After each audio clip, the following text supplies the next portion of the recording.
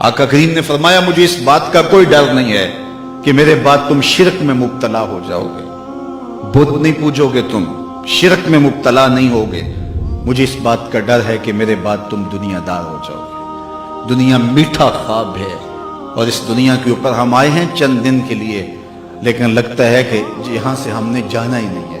سامان 100 برس کا، پل کی خبر نہیں۔ یہ ڈوبتا سورج ہمیں روز کوئی خبر دیتا ہے کہ جناب تم بھی ڈوبنے والے ہو۔ یہ سڑکوں کے کناروں پہ بھی قبرستان دکھائی دیتے ہیں اور آبادیوں کے اندر بھی یہ ہمیں بتاتے ہیں کہ تم مٹی کا رزق بننے والے ہو۔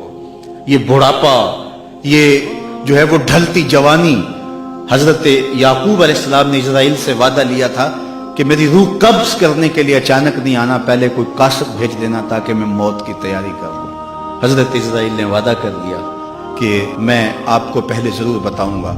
ایک عرصہ گزرا تو حضرت اسرائیل حاضر خدمت ہوئے، پوچھا کدھر آئے ہو؟ کہا قبض روح کے لیے آیا ہوں۔ کہا تم نے تو وعدہ کیا تھا کہ اچانک نہیں آؤں گا، پہلے کوئی قاصد بھیجوں گا، تم نے تو کوئی قاصد نہیں بھیجا۔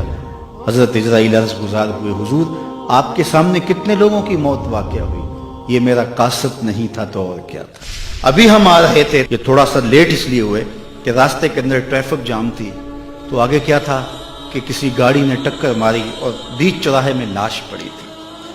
وہ صبح تو ہنستا ہوا گھر سے آیا ہوگا، لیکن اب اس کے گھر میں اس کا جنازہ پہنچے گا۔ مجھے اور آپ کو نہیں پتا ہمارا اٹھنے والا اگلا قدم کہاں ہے، اور جب ہمیں یہ نہیں پتا ہے، فرمایا گیا زندگی اور موت کے بارے میں کیا خیال ہے؟ کہا فجر پڑی ہے، پتہ نہیں ظہر پڑیں گے یا کہ نہیں۔ کہا میری صحبت میں بیٹھ کے اتنی لمبی امیدیں لگائے بیٹھے ہو۔ کہا ظہر پڑی ہے جناب، عصر پڑیں گے یا کہ نہیں۔ ایک بولا عصر پڑی ہے، پتہ نہیں مغرب پڑیں گے یا کہ نہیں۔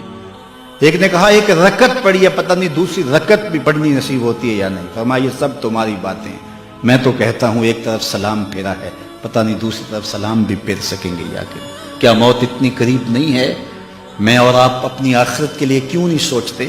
اپنی زندگی کو کیوں نہیں بدلتے؟ دنیا کے اوپر جتنے بھی لباس پہنے جاتے ہیں ان کو کئی کئی جیبیں لگی ہوتی ہیں، شلوار قمیض ہو یا پینٹ شرٹ ہو تو کئی کئی جیبیں لگی ہوتی ہیں، صرف ایک لباس ہے جس پر جیب کوئی نہیں، اور وہ کفن ہے۔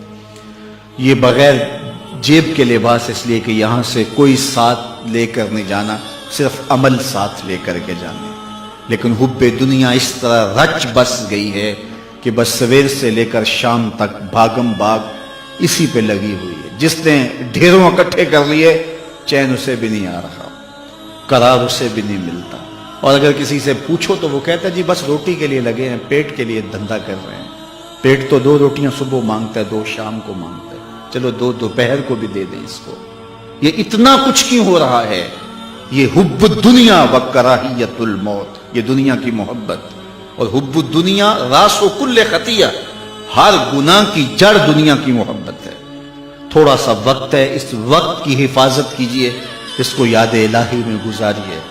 آج موقع ہے، توبہ کا دروازہ کھلا ہے، کل یہ دروازہ بند ہو جائے گا۔ اس وقت کے پچھتاوے سے کوئی فائدہ نہیں ہوگا، آج کا پچھتاوا کل کی بہتری کی ضمانت ہے۔ وقت پر کافی ہے ایک قطرہ بھی آب خوش ہنگام کا، جل گیا جب کھیت برسا می تو پھر کس کام کا۔ آج موقع ہے، روز ایسے وقت نہیں آتے ہیں، آج وقت ہے، آج توبہ کا در کھلا ہے، آنا تو ہے ہی اس کی چوکھٹ پہ۔